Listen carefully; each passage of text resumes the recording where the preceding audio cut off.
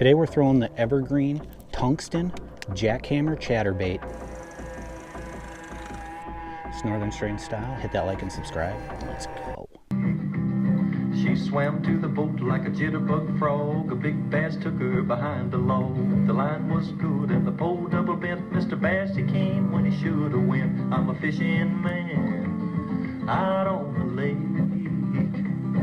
Got a stringer full of fish and a pole that'll never break.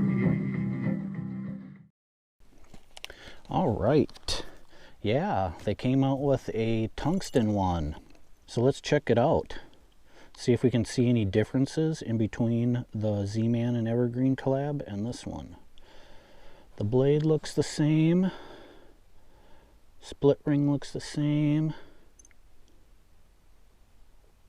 Skirt looks a lot better. Skirt looks like it's molded into the jig head.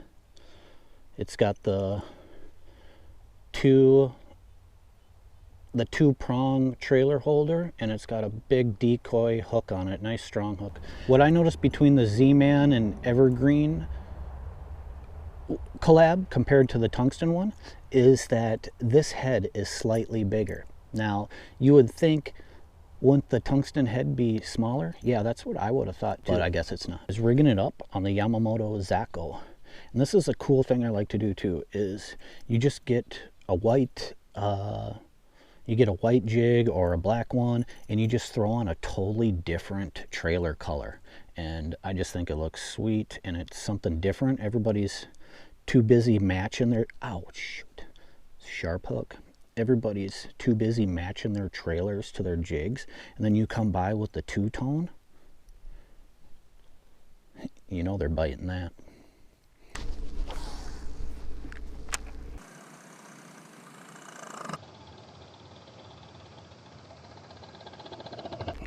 There we go.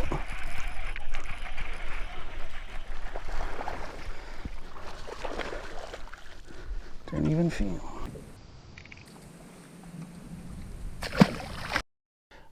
I didn't get to throw this bait that much because I picked it up in the end of the season. So I only caught a couple fish on it, and then the other ones I had got bit off by pike, so I was like, I'm done with that. But this bait felt really lethargic in the water. Like, it was really slow to get going at the end of the cast. You know, you had to really get it sped up to feel it.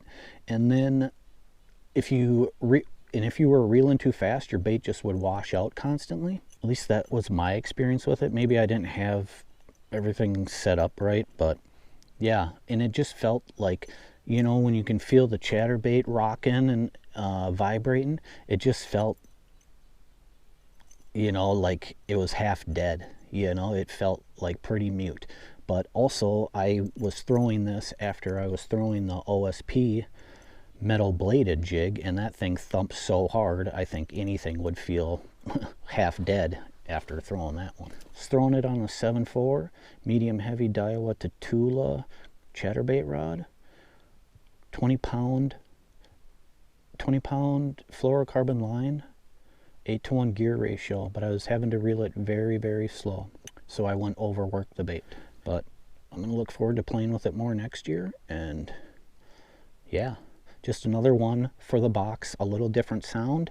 You know, these bass get used to hearing the same sound, the same sounding chatterbait, and they start to get weary of it, and they shy away from it, and bam, you come with a little different sounding one, just like a crankbait, you're back getting hooked up.